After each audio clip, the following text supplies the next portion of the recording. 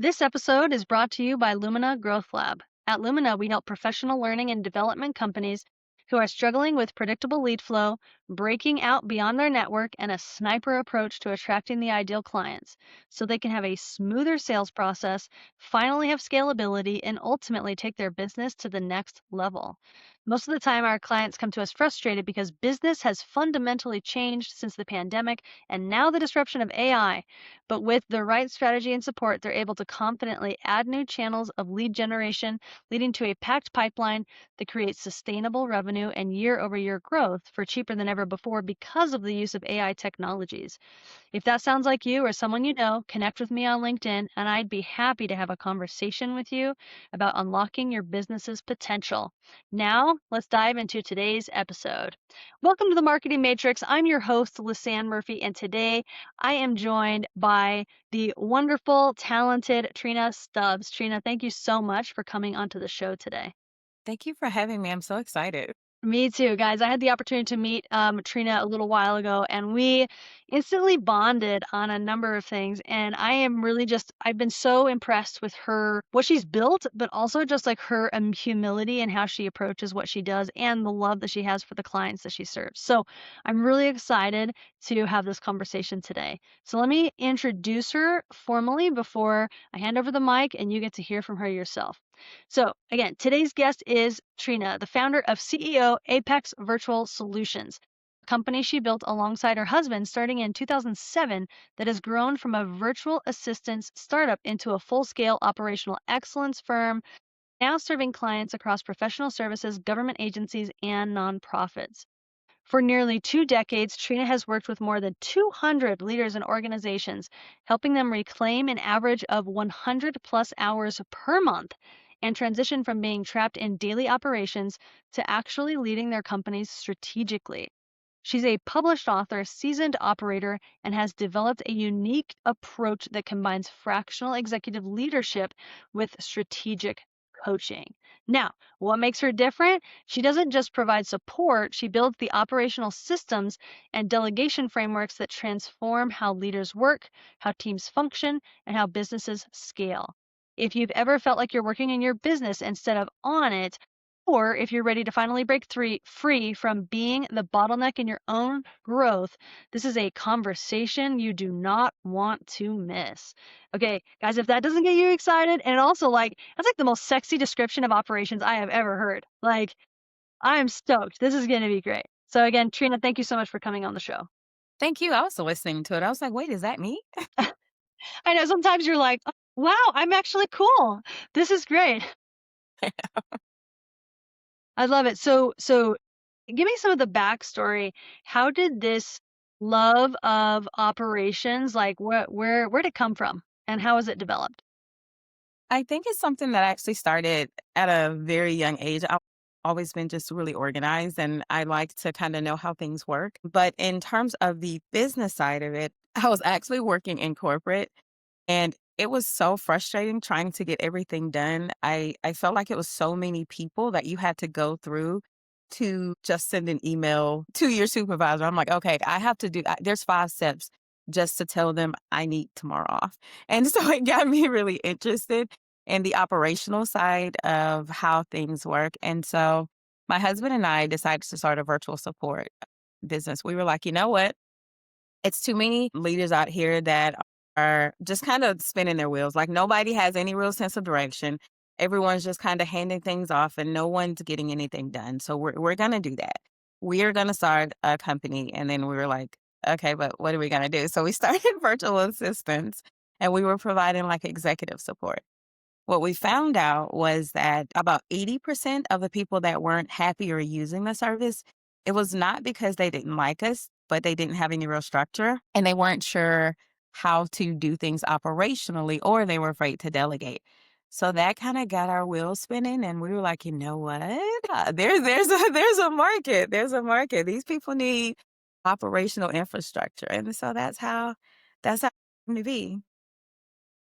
I love it. I love how like you started with Like, you kept following the breadcrumbs of the problems you were seeing, right? Like, from, like, Right. the frustrations in your office to starting something and then seeing, like, there was a gap in the usage of your service, so what is that gap and how do we fill that gap? I love it. Yeah, I feel So like I went through a rabbit hole. It's like, because 'cause I'm a huge researcher, so I felt like it was me going into a rabbit hole. It was like, "Oh, look at this. Well, let me pull that back. Oh, wow, here's something else." And so it just kinda landed us here. I love that.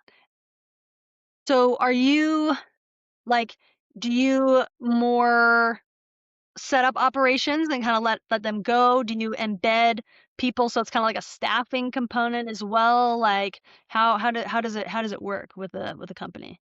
So one of the things that makes us a little bit different is that I we don't want so let me say this because I know some clients are gonna we love our clients. We love our clients, but we don't want them to depend on us forever. So we do set up those systems for them. But as we're going along the way, we're teaching them why we're doing what we're doing so that they can either take over some of those things themselves, delegate them to people that are on their team, or even hire a full-time COO.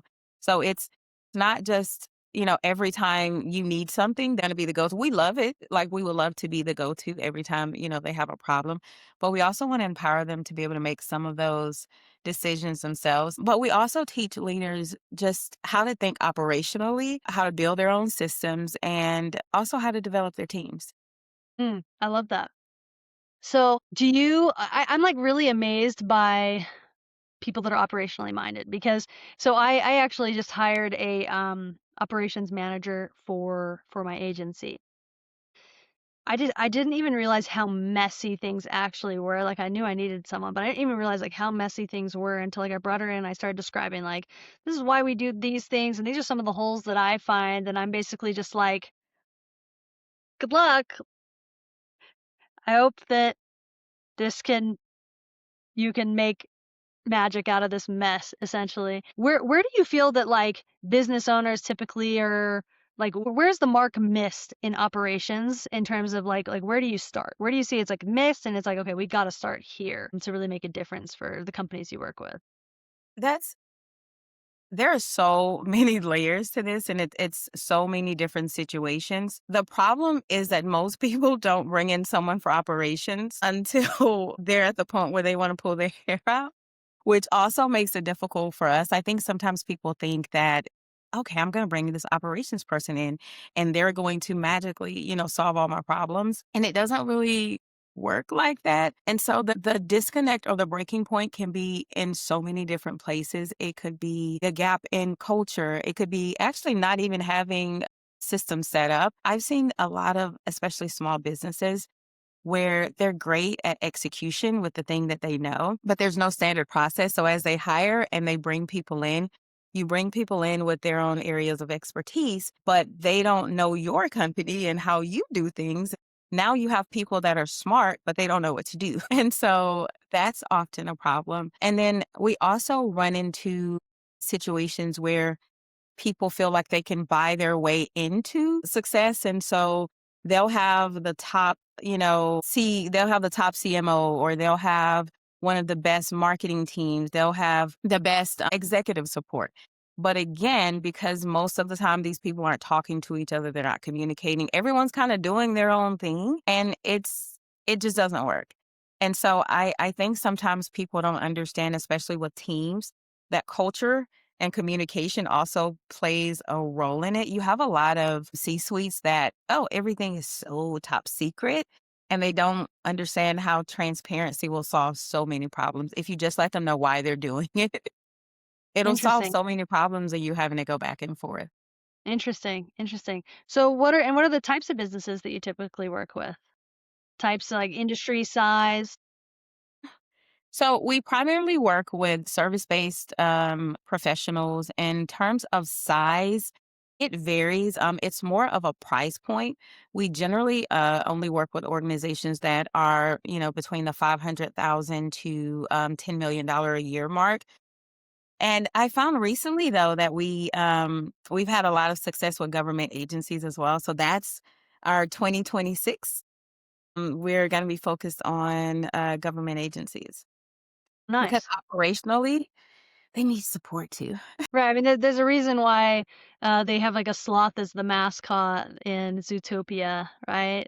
For the Yeah. DMV and things like that. It's so many, you know what, I'm not gonna even say that, but it's so many steps to do the one thing, and we'll just leave it A lot of layers, right? A lot of a layers. lot of layers. I love it. That's so cool. Um, so I love that you bring up that you're like you're a researcher, a learner. What's something right now that you're rabbit holing and trying to figure out when it comes to your business? AI, man. It's AI. Yeah, yeah. Tell me more. What are you trying to crack? So it's not it's the balance. It's the balance because, again, we came from virtual support, so we do have, still a lot of people on our team that are in the administrative space with our clients, and so it's just trying to find that balance of what is the best option, for AI, and what should we, reserve for, like, that human experience. And even in trying to explain to our clients, like, AI is great, but you still need a human element. And it's just, for me, it's just finding the balance, like figuring out like what I want our team to do and what I want, because right now I just want to pop everything in AI and see what happens because it's so new and I'm excited. And so now it's like we have our meetings, but before the meetings I bring all of my papers with all of my AI, like, but look at this. And they're like, you know what, we do this. Let us handle this. So it's just a balance in trying to figure out how to incorporate it in a way that makes sense, and also in a way that we're not making our team feel like we're kind of abandoning them. So yeah, that's AI is my thing now. That's cool. So, and when you say like you want to make sure your team doesn't feel like you're abandoning them, is it in terms of like replacing the job? Is that the concern or is it something else? It's not necessarily replacing the job, it's ensuring that they know that their expertise is still valued, because I think the thing to that I always try to keep in mind, and I'm always telling clients, is that the thing with AI is that AI is very tactical, like, it can handle the tactical stuff, but when it comes to the strategy, the real thinking without you having to, go through and do all the training, and even then it's still just a toss up. But when it comes to like only things that humans can do, it's just important to ensure that we're giving our team that reinforcement. It's like AI can help you, do the research, but it can't create culture. It can't it can't talk to the person that's struggling with whatever project they're on and kind of help them brainstorm and think it out. So it's just giving them reassurance, not necessarily that you're gonna get axed. Yeah, I love that. So it sounds like you're thinking of using AI mostly in client fulfillment. Is that correct? Like in like the actual work that you do, or are you looking at it in other ways? So some in client fulfillment, because again, AI, there's opportunity and there's a challenge. So it's in fulfillment because it can do, like the scheduling, like the documentation, like document processing. It can do email management. So things like that we're now handing off. But again, because we were initially virtual assistants, we still have some clients that are very old school that still have their virtual assistant to create like their to-do list and email it over and follow up with them and to ensure that they've checked off the items at the end of the day. So it's again just trying to find the balance. Is it a balance of like whether or not to push those clients into AI, or is it like just some clients are gonna like the AI solutions and some are not? It's a balance in trying to push them into it, because what we're trying to help them understand is that they can get so much more bang for their buck if they're able to let AI handle your scheduling, let AI create some documents for you and do that research, because there's so many other things that the virtual assistant or that support can do for you outside of that. But it's definitely been, like, one of our biggest struggles, and I think part of that struggle also is that we're moving more into premium services and probably going to be retiring that virtual assistant component in 2026, which is hard because that's my baby, but, I do think that Mhm. we may be putting it in a coffin, unfortunately. Wow, that's a big move. That's a really big move for sure.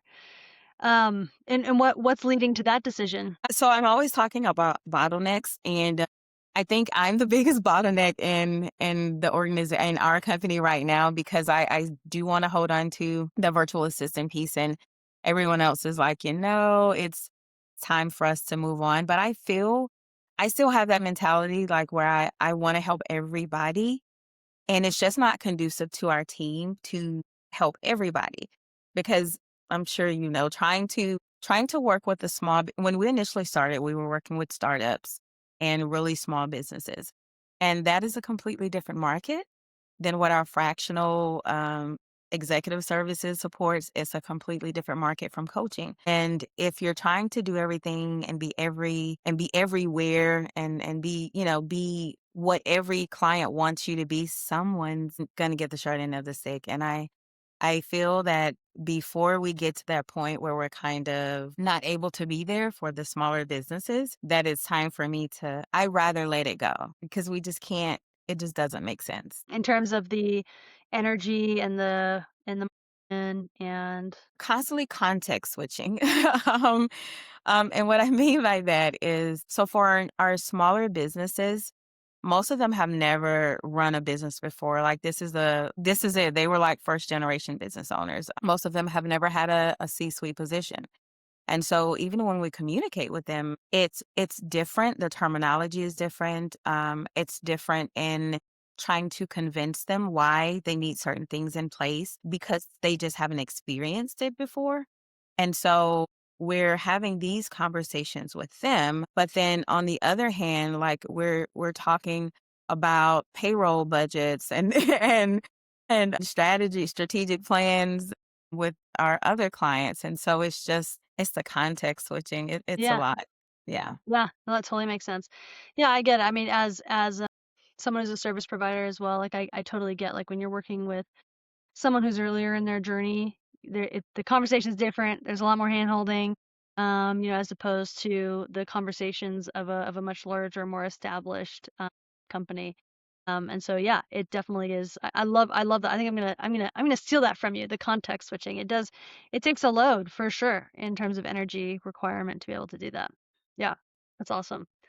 Um, so tell me how you're currently finding clients. Like what are ways that you're getting in front of people, whether that's with content or with outreach methods? Like how are companies finding you to use you as a business solution? So we're getting back into blogging, which I'm really excited about. We had kind of just for the past maybe 6 to 7 months, we just kind of focused on building out like our strategic partnerships and our referral networks because for us it makes sense because of what we provide that it's a natural partnership to connect with CPAs and business attorneys, and so it's just a natural partnership.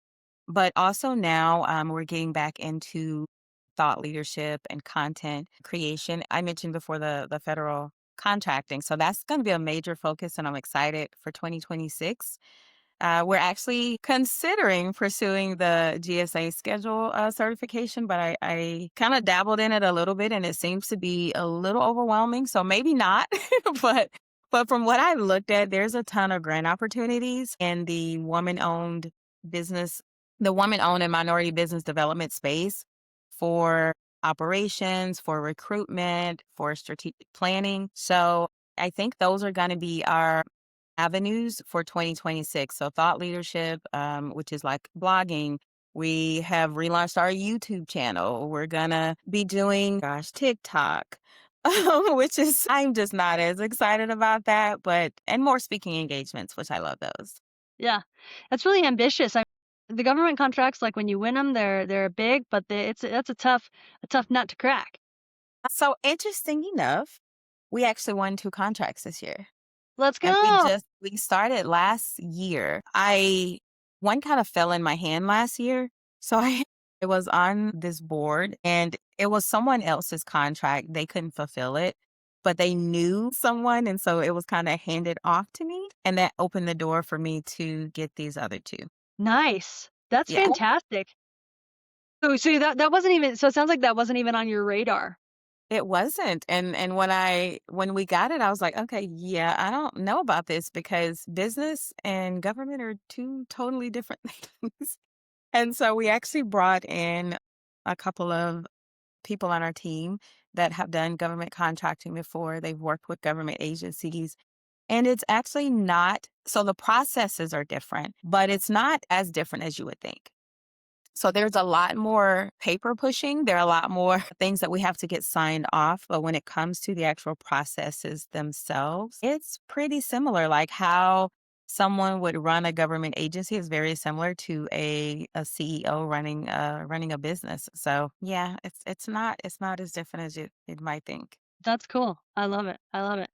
So, and what would you say like makes you different than like other operational consultancies or agencies in the field? Like what's your secret sauce? My secret sauce, unfortunately, and I say unfortunately because I already know that this is the worst secret sauce that you could ever have in a small business.